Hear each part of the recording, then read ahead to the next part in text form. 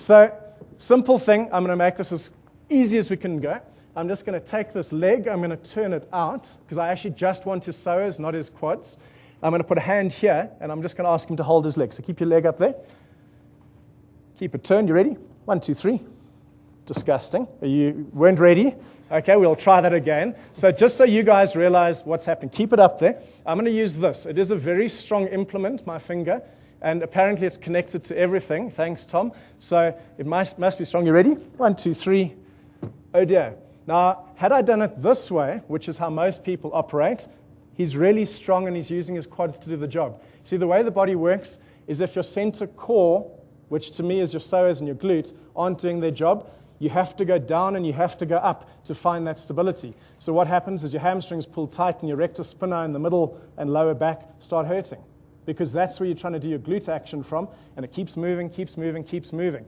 So let's just see what happens. But because we know the psoas is not working on the right, let's just check the left. 1, 2, 3, hold. Blah. It's a good term that I like to do. I'm very clear that when I'm testing my clients, I like to actually let them know when it's pathetic, because I think it's really important that part of marketing and motivation is actually understanding the rusty nail that's sticking in your ass. You need to know that's not great.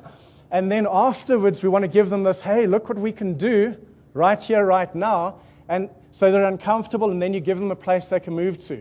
That's how we initiate change, because that's really what we're trying to do. And if we can do this right, we can get them having fun at the same time. So is horrible. I'm not going to even test his glutes. Thank heavens for that. Thank heavens for that. But I'm going to check his hammies, because if his glutes aren't working, his hammies are going to pull tight. But I'm checking the flexibility of his hammies. So as Greg was saying, if you overstretch an inhibited structure, it's going to shut you down even more. But that's what we do with our clients. So I'm just going to see if we can impact on his flexibility without doing any stretching, because that'll just be a measure of function. So let's just see. Wow, that's fantastic. So we've got to 90. How's that feeling? Not bad. Okay, so that's not bad. Depending on schools of thought, if you look in certain textbooks, we'd all go 90 degrees. That's fantastic. What more do we need to do? The end of range didn't feel too bad, but if I actually gave it a push, I would have said, please don't go any further. And a lot of times, that's what our clients are feeling like. It's like this, whoa, okay. A stretch should never feel like that. Let's just go here. Ooh, a little bit further. So immediately I know that chances are both sides can be impacted. So we're just going to have a fun little game with Ian. I'm going to take this. Now, forgive the childish way that I use this, but I was doing this in a corporate leadership program, and because these top executives got so excited with the language, I now use it with all my clients. So I say to them, do you know what this is? A hand? It is his hand, but in fact, it's his magic hand. Did you?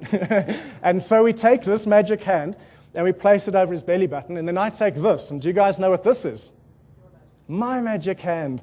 And I actually create a little bit of pressure down. A couple of reasons. One, I want to stimulate the area, but two, because of Ida Rolf's thinking, the psoas, when functioning correctly, the proximal part, when you ask it to contract, actually lengthens.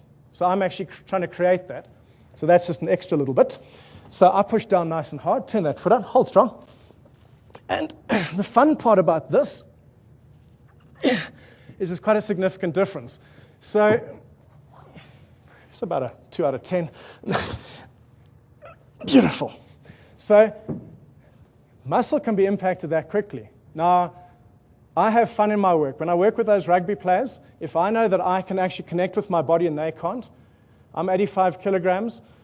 We have a big guy in South African rugby, Osteorunt, scariest animal on this planet, and the only thing scarier than him is me. Because if I take him on and physically try and push him over, and his body doesn't have the integrity to engage correctly, I can do it with my eyes closed. And in fact, the first time I did it, I was wearing flip-flops, and he was wearing rugby boots. So you kind of go, that's not possible. So we like to play with this stuff and just see if anything can change. Isn't that a magic hand? Damn, Ian. The Australians are quite fantastic. So we've just done something quite weird there. We've changed his flexibility with his magic hand. All it means is there is a shutting down in this area that we need to work on.